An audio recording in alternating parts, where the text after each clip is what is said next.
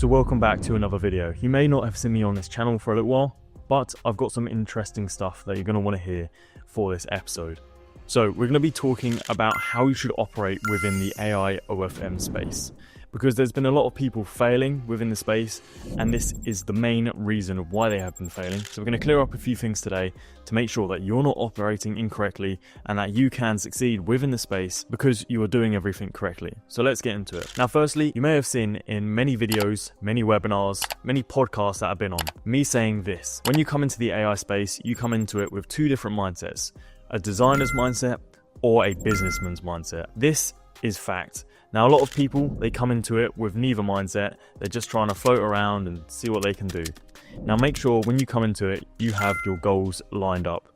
Because if you come into it, randomly, you don't know what you're doing, then you're not going to be able to meet certain objectives because you're not following any kind of criteria. So firstly, when you come into it, decide, do you want to come into it and learn how to make AI models, be the best AI designer in the world, but not make any money?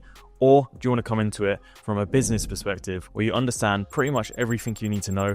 However, you then make money on the output because you know how to monetize, market everything correctly.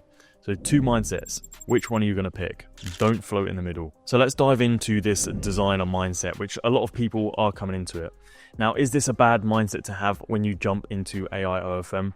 I would actually say yes, it is. Now, the main reason it is because a lot of people, they spend hours and hours a day sitting on comfy.ui, trying to work out how to make AI models, maybe trying to make a workflow, trying to optimize their appearance of the AI model. Now, it's not necessary. This will take like 3 months. Do you really want to spend 3 months learning how to create a very basic AI model? No. By then, you might as well have just gone to normal OFM and you would be making more money. So coming into it as a designer perspective normally is a waste of time. What you want to do is either buy a LoRa or find someone that can create these AI images or videos for you. If you buy a LoRa, then you can then plug this into a comfy workflow and pretty much automate everything as a businessman would do.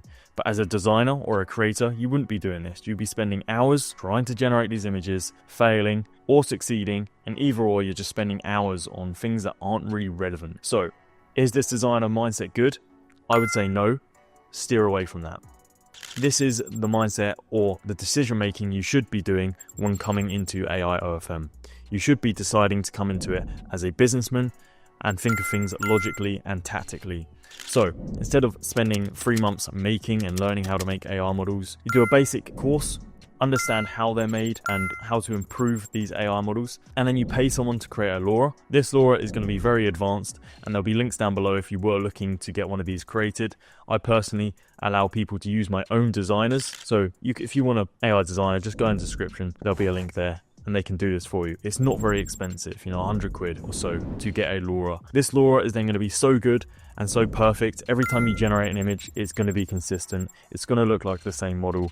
You're not going to have any kind of defects, hand problems, anything like that, because you've paid a professional to do so. If you wanted to make that yourself, then it's obviously going to take months to do so. Once buying this LoRa as a designer, you then want to look at automating your images. Now, you may make a few images yourself with basic workflows. You plug the LoRa, you plug a reference image or a prompt or whatever you're doing, and then you generate an image. This is obviously going to be very good. This gives you an understanding of how it works, and then you can simply train a VA to do so. It's not a very hard process. A VA can then print you unlimited images for $2-3 an hour, and you're pretty much sorted. So how much images do we get per hour? Probably around 5 to 10. So that means you're technically getting 100 odd images for very cheap. Ideally, you want to get a designer to give you kind of the more advanced stuff. So if you are looking for not safe for work, you'll go to a professional and get them done for you, mainly because they're very complicated and they do need to be good quality. If they're low quality, you're going to have some problems with the customers, especially after just selling maybe 2 or 3 images for like $100. Make sure you get the hard stuff done with a designer and the easy stuff automated with a VA. That is how you come into it with a businessman perspective. So what is your next decision making? After you've decided to automate your AI creation, then you want to look at expanding your model.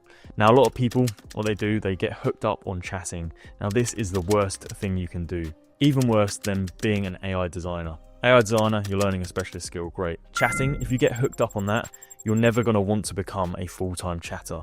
So why would you get so hooked up on learning how to chat, doing all this, and putting in hours and hours of work perfecting your chatting skills when you're going to want to outsource that anyway. So what I highly recommend is you do a little bit of chatting, you understand the business model, you do have to grow. There is a base level that you need to get to before you can hire staff. But after you've done the base level, get an agency like Chatlink on straight away, because this is going to allow you to be able to scale quickly.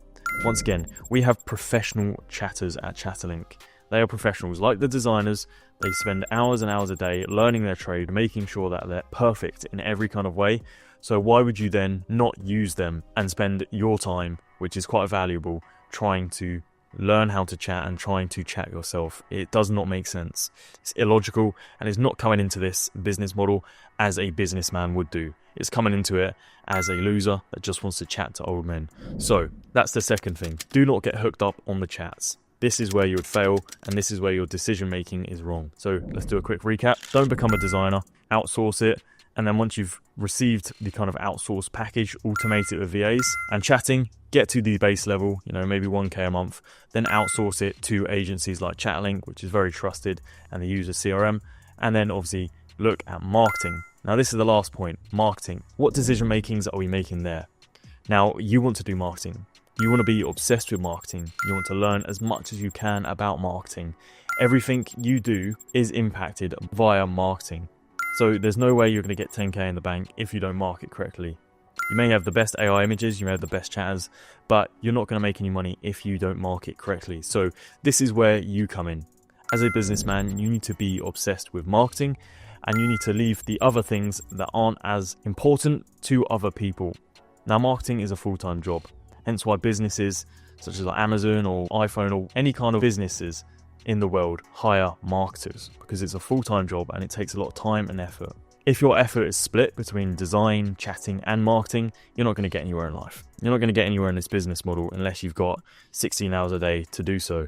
So make sure that you outsource things and focus on what matters, and that is marketing. Growing them Instagram accounts, scaling with volume, opening TikToks, opening Reddits, whatever you want to do with your marketing strategy, but you need to make sure that is optimized. And if you need to learn how to do this, subscribe to OFMKyle or this channel here, and you're going to be able to scale effectively. The main objective is not to get a boyfriend online. It is to market and make money. So that is what you should do, and that is the mindset that you should be coming into this business model with. So hopefully you guys have all enjoyed this. Now, if this channel isn't providing enough information for you, or you need some like-minded people to work with, then obviously there's going to be a link down below which will allow you to go to a course. Now, this course has pretty much everything in it that you need. It has full-blown video tutorials on how to do pretty much everything. It gives you the fundamental knowledge to be able to scale and outsource tasks like we've mentioned, and it will allow you to make money within the space. Alternatively, if you're already at a very good point and you don't need any more education, you're just looking to outsource, then there will be access to designers and expert chatters down in the description for you to then go utilize in your business and then be able to scale more effectively. Because we're not here to just give you random free knowledge. We're here to watch you scale and watch you improve your AR models. So listening to what we said today, make sure you apply it, and hopefully you guys do well in the future. So I wish you all the best and good luck with your AR model.